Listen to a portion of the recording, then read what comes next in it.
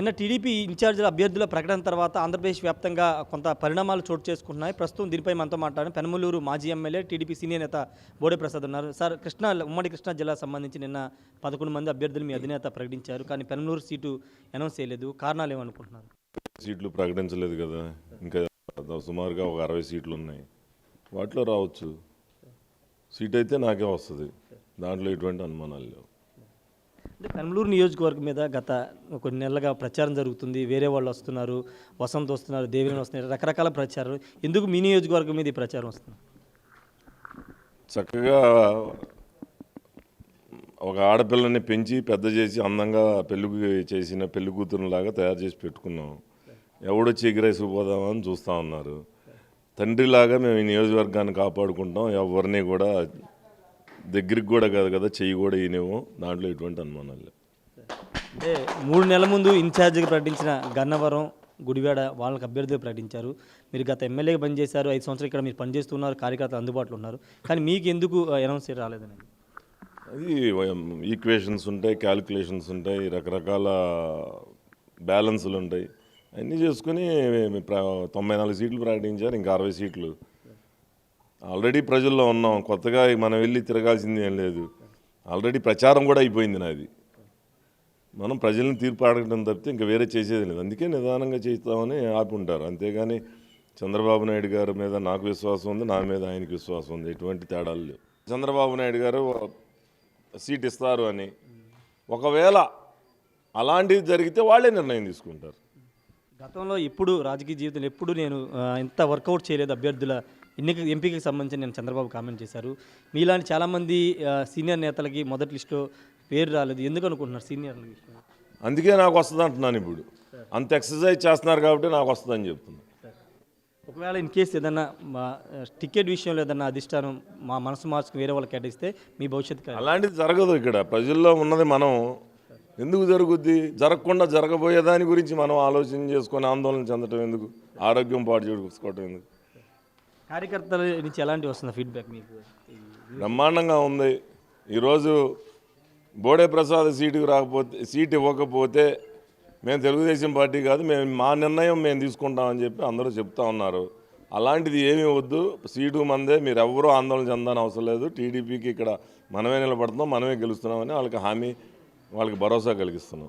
Sir, మీ మీద BC అభ్యర్థి జోగి రమేష్ని తీసుకొచ్చి ప్రయోగం చేస్తున్నారు. బీసీల పార్టీ అని వైసీపీ ముద్ర వేసుకుంటుంది.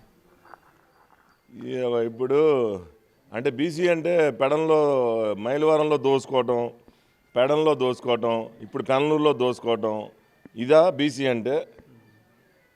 అక్కడ చీకొట్టారు, మళ్ళీ ఇక్కడికి వచ్చాడు. ఇక్కడ రేపు చీకొడితే మళ్ళీ అడ్రస్ ఉండడు. రేపు నేను నా వైసీపీ నాయకులకి కార్యకర్తలకు కూడా చెప్తున్నా, ఈ జోగి రమేష్ అనే వ్యక్తి ఓడిపోతే మరుక్షణం ఇక్కడ అడ్రస్ కూడా దొరకడు. ఇవాళ ఏదో అతి ప్రేమ చూపిస్తూ, కపట ప్రేమ చూపిస్తూ చేతులు పిసకటం, తలలు నిమరటం, లేకపోతే ఎవరైనా చనిపోతే 10,000 లేదా 5,000 ఇవ్వటం.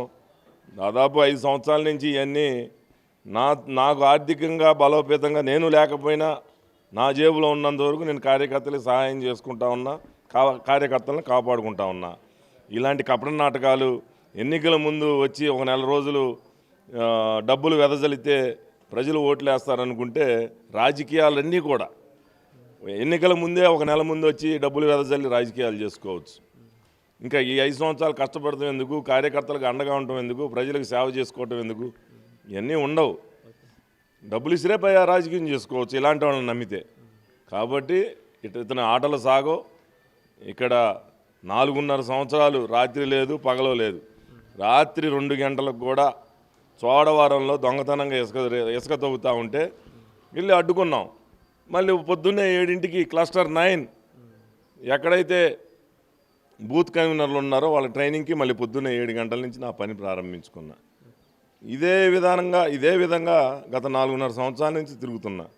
ఇంకా ఇంతకన్నా ప్రజలు కార్యకర్తలు కోరుకునేది ఏముంటుంది? నా దగ్గర నుంచి కానీ, చంద్రబాబు నాయుడు గారి దగ్గర నుంచి కానీ, ఎవరి దగ్గర నుంచి అయినా. అదే మీలాంటి వాళ్ళకే కదా ఫస్ట్ అసలు సీట్ ఇవ్వాల్సింది అనేది ప్రధానంగా కార్యకర్తలు కానీ నేతలు కానీ చెప్తున్నమాట. ఫస్ట్ కాకపోతే సెకండ్ ఇస్తారు, దాంట్లో ఇదేముంది? ఇప్పుడు కాకపోతే తొందరగా. ఇప్పుడు మనం ఏం పని చేయకుండా ఇంట్లో కూర్చోలేదు కదా, పని చేసుకుంటున్నాం. డోర్ టు డోర్ ప్రచారం మా భార్య ఒక పక్క తిరుగుతుంది, కొడుకు ఒక పక్క తిరుగుతున్నాడు, నేను ఒక పక్క తిరుగుతున్నా. ఇంకా చేసుకునేది ఏముంటుంది? ఒక బీఫామ్ తీసుకోవటమే కదా, అది ఎప్పుడైనా తీసుకోవచ్చు షెడ్యూల్ వచ్చినాక. కాన్ఫిడెంట్గా ఉన్నారు సీట్ కన్ఫర్మ్ అండి. నా సీట్ నేనే ప్రకటించుకుంటున్నా. Okay, thank you sir. మొత్తంగా ఒకటే చెప్తున్నారు, పెనమలూరు సీటు తానే ప్రకటించుకుంటున్నానని బోడే ప్రసాద్ చెప్తున్నారు. గత ఓడిపోయిన దగ్గర నుంచి కూడా ప్రజల్లో ఉన్నాను, ప్రజలకి దగ్గరగా ఉన్నాను, తన కుటుంబం అంతా కూడా ప్రజల దగ్గరగా వెళ్ళింది. ఖచ్చితంగా మొదటి లిస్టులో కాబట్టి రెండో లిస్టులో అయినా ఖచ్చితంగా తన పేరు ఉంటుందని బోడే ప్రసాద్ చెప్తున్నారు. వేరే వాళ్ళ పేర్లు అది ప్రచారం మాత్రమే, అది కావాలని కొంతమంది ప్రచారం తీసుకొస్తున్నారు తప్పించి తనకు ఖచ్చితంగా పెనమలూరు సీటు కేటాయిస్తారని అధిష్టానం మీద పూర్తి నమ్మకం ఉందని చెప్తున్నారు.